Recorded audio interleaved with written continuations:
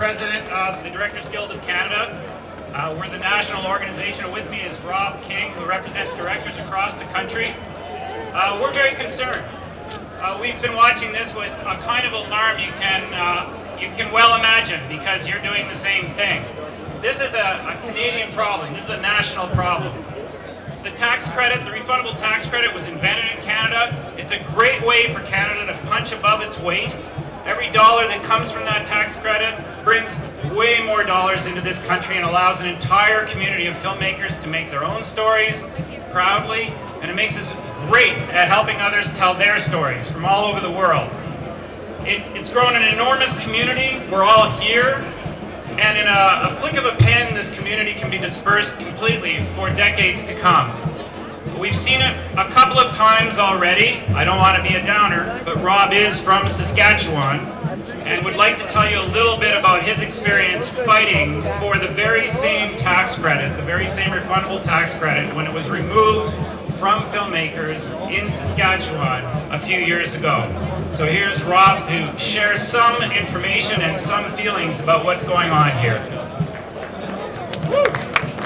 Thank you. I'm going to take a picture of everybody here.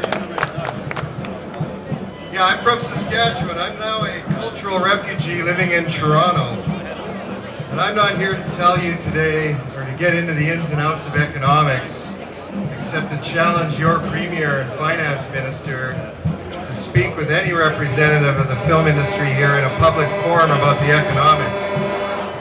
I'm not here to tell you about the big cultural issues either, except to say that if you follow what happened to those of us in Saskatchewan, Toronto really will become the cultural center of the Canadian universe, and we don't want that. I am here to tell you briefly a personal story. When the fight was all over in Saskatchewan and I left, my spouse, who had a retail store, tried to make it work there and eventually closed it down and let 3 employees go. Our teenage daughter came with us to finish high school. She said when we got to Toronto, "You guys have ruined my life," and didn't talk to us for 2 months. Our son has since moved to Toronto. Because the kids are gone, their grandparents had no reason to stay, so they moved to Kelowna. That's a family of 5 people, one family. And what our community lost was a soccer coach, volunteers on community boards, taxpayers, people who shoveled their neighbor's sidewalk, so on and so forth. And so if it's allowed to happen here in Nova Scotia, what I say, looking back at the Saskatchewan experience, is when you have succeeding governments who invest hundreds of millions of dollars in the training and experience, building an industry, and then wipe that investment out overnight, uproot and move families, there's no conscience to it. It's immoral as far as I go. And it guts the contributions of generations of families, past, present, and future. And that's just plain wrong. Thank you. Thank you.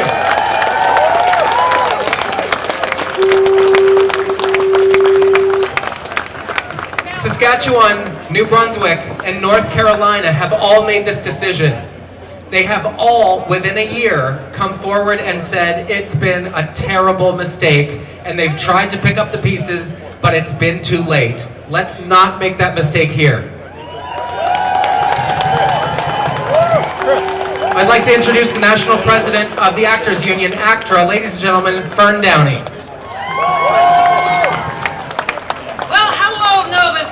My name is Fern Downey. I am an actor and I'm a proud graduate of the Dalhousie Theatre.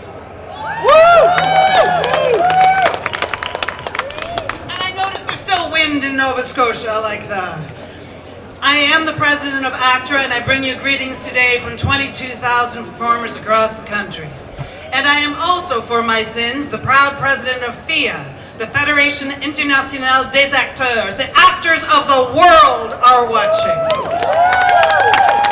So in my travels, I have noticed that making good film and TV doesn't happen by accident.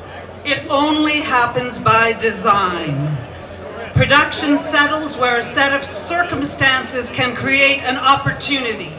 We all know, because we live it, what a tough business it is. We know how great the competition is for this high-value work that we do. We need stability. We have the talent. And Nova Scotians have carefully nurtured a screen-based industry for 20 years. We have deep roots and creative strength. Did anybody watch the Canadian Screen Awards this year? Nova Scotia rocked it.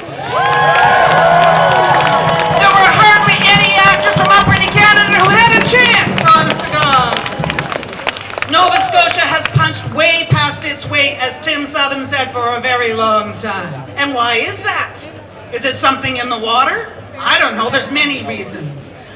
Experience, collaborative energy, like here today, well-trained people, kick-ass crews and cast. And for a province that doesn't really have a good studio, some pretty freaking gorgeous locations, you think? But the other reason is investment from a provincial government. Everything has to line up to unlock the potential of the Nova Scotia film and television industry. And tax credits are an essential piece of the puzzle.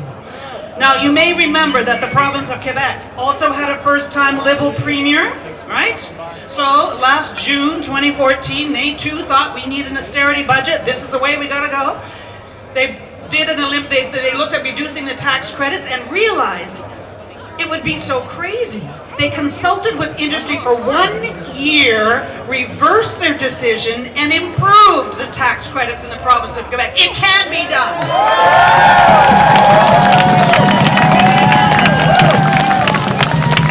What is happening here today in Nova Scotia is myopic public policy, as short-sighted as it's possible to be. The lack of consultation to those of us watching is breathtaking, when instead we need to be looking to our future. We need to be making investment. We can have economic growth. We can have good jobs, jobs for young people. Can we please give young people a reason to stay in Nova Scotia?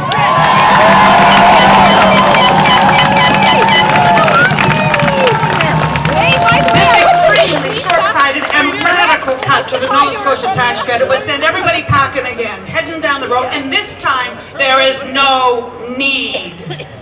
The ripple effect of a healthy Nova Scotia-based screen industry creates benefits that double and triple and triple and triple. A fine example of compound interest. But I keep saying to myself, they don't get the math because it's calculus. Some of the benefit is tied up in the pride that Nova Scotians feel about their television and film industry, their stars, their stories.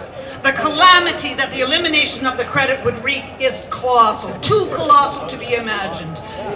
Instead, I believe that Nova Scotia is on a launching pad to greatness. The work is excellent. The work is unique. Premier McNeil. The Nova Scotia tax credit is not a drain on the public purse. That is a very skewed and singular perspective.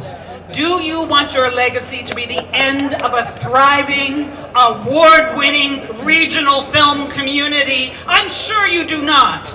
Instead, let's imagine solutions. Let's talk, and let's look at the big picture. Rock on, Nova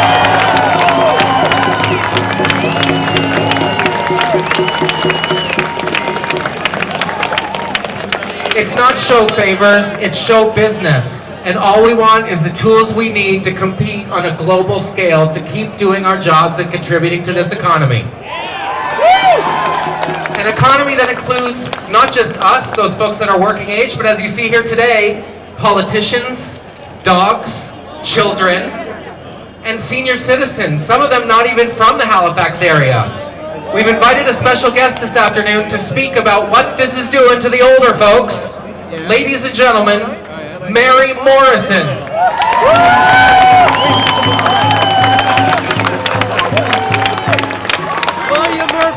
Hi dear, how are you?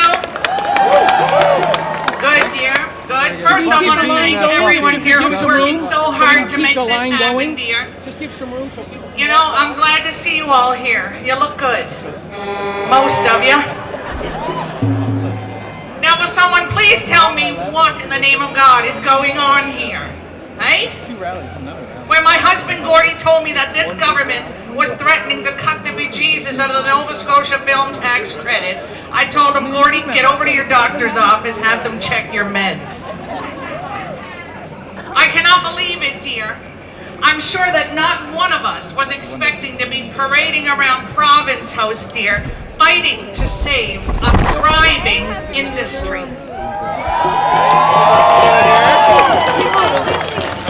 An industry, dear, that employs over 2,000 hard-working taxpayers. But here we are. Now, just in case there is anyone present who doesn't fully understand how important and successful this industry is, let me address that, dear, by quoting a Stephen McNeil, who was so concerned with the maintenance and growth of our industry that he gave his word that, quote, a new Liberal government will expand the film tax credit and the digital media tax credit. Must have been a different Stephen